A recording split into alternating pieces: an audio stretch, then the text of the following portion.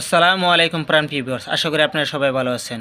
আবার আপনাদের মাঝে ফিরে আসলাম। আজকে ভয়ঙ্কর একটি শক্তিশালী নকশা নিয়ে আসলাম, হাজির হলাম। গুরুবিদ্যার নকশা। পৃথিবীর কোনো কিতাবের মধ্যে এই নকশা পাবেন না, এটি সম্পূর্ণ গুরুবিদ্যা।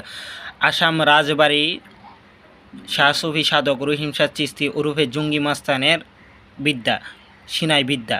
এটি কোনো সাধারণ কোনো বিদ্যা না, এটি কোনো কিতাবী বিদ্যা না। শত্রুকে যন্ত্রণ করে শত্রুকে মেরে ফেলা এবং শত্রুকে নিজের কাজে বাধা যাতে না দিতে পারে সেই জন্য সুস্থকে শাস্তি প্রদান করা, এটি ভয়ঙ্কর একটি নকশা। নকশাটি সাধারণ দেখতেছেন, কিন্তু সাধারণ কোনো নকশা না।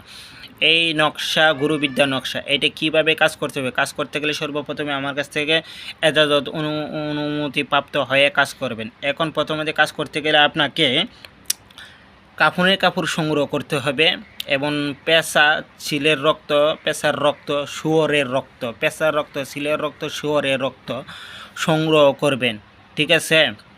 তারপরে বিষধর সাপের সংগ্রহ করবেন, বিষধর সাপ সংগ্রহ করবেন। সাপ কীভাবে সংগ্রহ করবেন সেটা আপনি বুঝবেন। 2টা সাপ সংগ্রহ করবেন।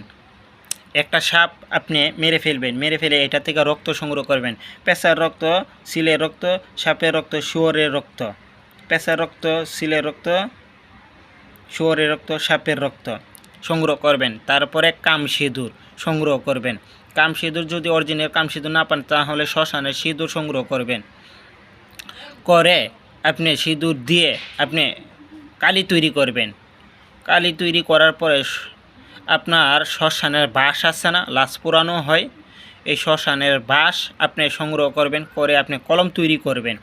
করার পর সাদা কাপনের কাপড়ে এই নকশাটা অঙ্কন করবেন। ঠিক আছে? সাদা কাপনের কাপড়ে এই নকশাটা অঙ্কন করবেন। 4টি নকশা অঙ্কন করবেন। 4টি নকশা বুঝে শুনে কাজ করবেন। আগে শরীর বন্ধ করে নেবেন এবং রামকুণ্ডলী দিয়ে নেবেন। কাজ করার সময় আপনাকে কোনো খালি মাঠে অথবা জলাশয়ের মধ্যে গিয়ে আপনি বসে, সাইডে বসে, নদীর সাইডে বসে কাজ করবেন, অথবা খালি মাঠে বসে কাজ করতে হবেন, অথবা কবরস্থানে অথবা শ্মশানে বসে কাজ করতে হবেন। কোনো বন্ধ ঘরে বসে কাজ করলে কাজ হবে না, বরং আপনার ফ্যামিলির ক্ষতিগ্রস্ত হবে। আমার মতন ভুল করতে যাবেন না, নিজের ফ্যামিলির উপরে ক্ষতিগ্রস্ত জন্য নিজে দায়ী থাকবেন। কারণ আমার মতন ভুল করলে আপনারা বুঝবেন না। আমি নকশা পাওয়ার পরে আমি সম্পূর্ণ কিছু বুঝে নেই নাই। যখন আমি কাজ করছি ঘরে বসে 4টা নকশা, আমার পরিস্থিতি 12টা বেজে গেছিলো। তখন আমার উস্তাদি আবার সেটা ঠিক করছে। তো না বুঝে শুনে কাজ করবেন না। আমি আপনাদেরকে গুপ্ত বেদ রহস্য এটা প্রকাশ করে দিচ্ছি, আপনারা বুঝে শুনে কাজ করে নেবেন। এখন কাজ যখন করবেন 4টি নকশা লিখবেন। কাফনের কাপড় সংগ্রহ করতে হবে। রাসের শরীরে থেকে কাফনের কাপড় সংগ্রহ করে আনবেন। কই থেকে আনবেন এটা আপনার ব্যক্তিগত বিষয়, এটা আমি বলতে পারবো না। কাফনের কাপড় সংগ্রহ করবেন এবং সংগ্রহ করার সময় আপনি নিজে যদি সংগ্রহ করেন শরীর বন্ধ করে নিয়ে সংগ্রহ করে নেবেন। এবং দরকার হলে আপনি প্রতিদিনের দোকান থেকে কাফনের কাপড় কিনে নিয়ে আসবেন। এই লাশের শরীরে কাফনের কাপড় পাওয়া যায়।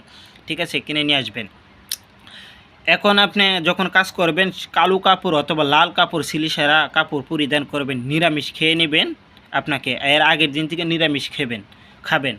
খাওয়ার পরে আপনি এই কাজ শুরু করবেন। শনিবার অথবা মঙ্গলবার অমাবস্যাযুক্ত দিন দিকে, শনিবার অথবা মঙ্গলবার অমাবস্যাযুক্ত দিন দিকে এই কাজ আপনাকে শুরু করতে হবে। একলা বসে কাজ করবেন। আপনি শিলন থেকে চুল আনবেন এবং পেঁয়াজের চুলা এবং রসুনের চুলা এবং আদার চুলা সংগ্রহ করবেন। সংগ্রহ করে গোলমরিচ এটার সাথে দিবেন, দিয়ে ধূপ দিবেন, দিয়ে আগুন দোয়া করবেন। দোয়া করে আপনি বসে পূর্ব দিকে মুখ করে বসতে হবে। তারপরে ধূপকাঠি জ্বালাবেন 3টা। তারপর আপনি বসে নির্জনে বসে আপনি 4টা নকশা কাপনের কাপড়ের উপর আপনি বাঁশের কলম দিয়ে লিখবেন। শ্মশানের বাঁশের কলম দিয়ে লিখবেন। লেখার পর যেখানে শত্রুর নাম দেখেন, এখানে শত্রুর মায়ের নাম দিতে হবে। বাবার নাম দিলে কাজ হবে না। কারণ বাবার নামে কাজ হয় না কেন আজকে একটু গুপ্ত রহস্য আপনাদেরকে বলে দিই। কারণ আল্লাহ মাফ করে কেমন কথা বলা ঠিক না, আমরা জানি না বর্তমান যে জামানা, এই জামানের কারণে আমার বিশ্বাস হয় না আর কি। কারণ বাবার নাম আমরা কি আমাদের যে বাবার নাম দিব সে না, এত কিছু বলার প্রয়োজন নাই। আপনারা এক কাজ করবেন, মায়ের নাম দিবেন। মায়ের নাম দিয়ে কাজ করবেন।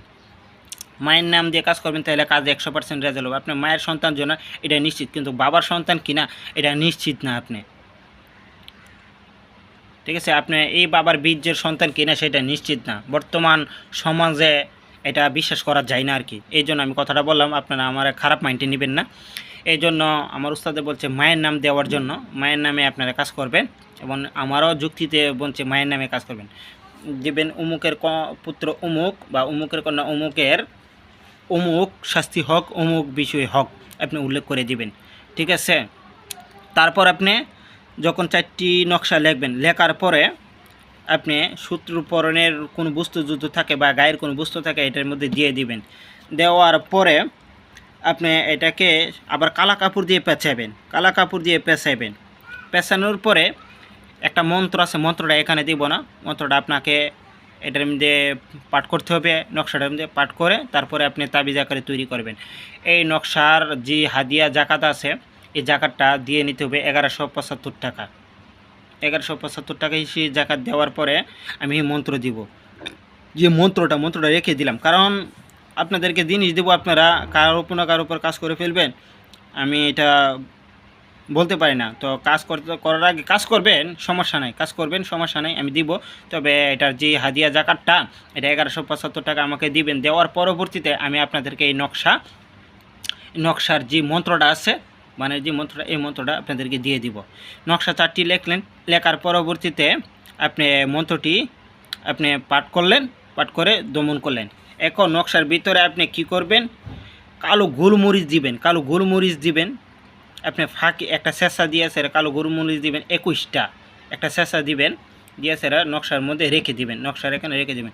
এবং আপনি টেরি লাল মরিচ আছে না, শুকনা লাল মরিচ, ঝালমরিচ, এই ঝালমরিচের 21টা আলি দিবেন এটার ভিতরে, ঠিক আছে। তারপর পুটলি পেন্ডের দোকানে জাল জাতীয় ছোটো ছোটো দানার মতন, ছোটো ছোটো দানার মতন, মরিচের মতন এই জাল জাতীয় গোটা আছে, এই গোটা আনবেন 21টা, দিয়ে দিবেন। দেওয়ার পরে শত্রুর পরনের বা গায়ের কোনো কিছু যদি থাকে সেটা সাথে দিয়ে দিবেন, দিয়ে তাবিজ আকারে তৈরি করবেন। তৈরি করার পর আপনি কালো কাপড় দিয়ে পেঁচাবেন। পেঁচানোর পরে আপনাকে আবার মন্ত্রটি 21 বার পাঠ করতে হবে। আবার মন্ত্রটি একবার তো আপনাকে মন্ত্র এটা লেখার পরে দিনগুলো রেখে আপনি পাঠ করবেন, সেটা কতবার পাঠ করবেন সেটা পরে বলবো। তারপর আপনি তাবিজ তৈরি করার পর আবার 21 বার পাঠ করে 3টি দম করবেন।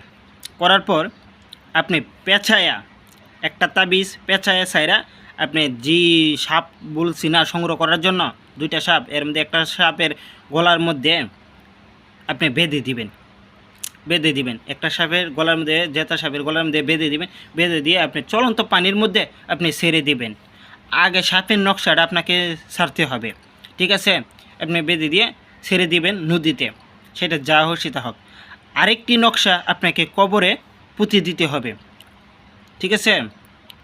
পুরান কবরে পুঁতে দিতে হবে। কবরটার চেষ্টা করবেন অপঘাতে মারা গেছে এইরকম কবর যদি থাকে আরও বেশি কার্যকরী শক্তিশালী হবে, পুঁতে দিবেন, সিনা বরাবর পুঁতে দিবেন। আরেকটি নকশা পুঁতে দিবেন শ্মশানের পিপুল গাছের গুড়ির মধ্যে পুঁতে দিবেন, অথবা যেখানে শ্মশানে পুরে মাটি দিয়ে এসে রয়ে করছে সেখানে সালি ফালাই সেখানে পুঁতে দিবেন, ঠিক আছে। 3টা নকশা পুঁতে দিলে আরেকটি নকশা আপনাকে সর্বনিম্ন 30 কেজি ওজনের পাথরে আপনি চাপা দিয়ে রাখতে হবে। মোট 4টি নকশা আপনার কাজ হয়ে গেল।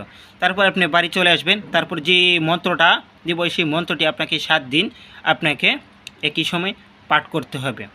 একই সময় 7 দিন আপনি শত্রুর উপরে আপনি পাঠ করবেন, শত্রুর ছবির উপর আপনি পাঠ করবেন। দেখেন যদি শত্রু আপনার কাছাকাছি থাকে, ওরে বাপরে কী বলবো, শত্রু খাইতে বইতে ঘুমাইতে শুধু সাপ দেখবে, মানে শত্রু অস্থির হয়ে যাবে। গামছা ধরবে সাপ, কাপড়ে ধরবে সাপ, গোসল করতে দেবে চুলার ধরবে সাপ, মানে শত্রু অস্থির হয়ে যাবে। ভাত খেতে দেবে ছোটো ছোটো কীরা দেখবো। মানে এটা আমার বাস্তব পরীক্ষিত একটি বিদ্যা, এটা আপনার কাজ করে দেখেন। আমি কী দিয়েছি ইউটিউব জগতে, অনলাইন জগতে এরকম নকশা আজ পর্যন্ত এরকম বিদ্যা আছে কিনা আমি জানি না। আরও সর্পবিদ্যা মা মনুষ্যের বিদ্যা আছে আমার কাছে। নিয়মগুলো কঠিন দিকে আমি দেই না, আমার বিদ্যার নিয়ম খুবই কঠিন, ইউটিউব জগতে অনলাইন জগতে ভারতবর্ষের ভিতরে আমার বিদ্যার নিয়মের মতন এত কঠিন বিদ্যা কারো কাছে নাই, এত কঠিন নিয়মের। কারণ কঠিন নিয়ম তাদের বিদ্যা হয় যাদের বিদ্যা 1000 কোটি % গ্যারান্টিযুক্ত হবে, তাদের বিদ্যার নিয়মই কঠিন হয়। এই জন্য আমি ইউটিউবে আপনাদেরকে ভয়ঙ্কর বিদ্যাগুলো দিতে পারি না, তবে এখন থেকে দিয়ে দেব। তো আপনারা যারা কাজ করতে চাচ্ছেন বুঝে শুনে নিয়ে কাজ করবেন, আমার সাথে যোগাযোগ করবেন। দেশের বাইরে যারা আছেন তারাও যোগাযোগ করতে পারেন, শত্রু নিমিষে শেষ হয়ে যাবে। আরে সাপ সর্বক্ষণ দেখে হাইতে বইতে ঘুমাইতে, তার ভিতর আর কি থাকবে? এটার কাটান একমাত্র আমার কাছে আছে। যতই কাটান করেন কোনো কাটান হবে না, যতই কাটান করেন কাটান হবে না। করতে পারেন অনেক বড় বড় পীর আউলিয়া দিয়ে চেষ্টা করতে পারেন, কাটান পাবেন না। তো ভালো থাকবেন, সুস্থ থাকবেন। কাজটি করার আগে আমার সাথে বুঝে শুনে কাজ করবেন।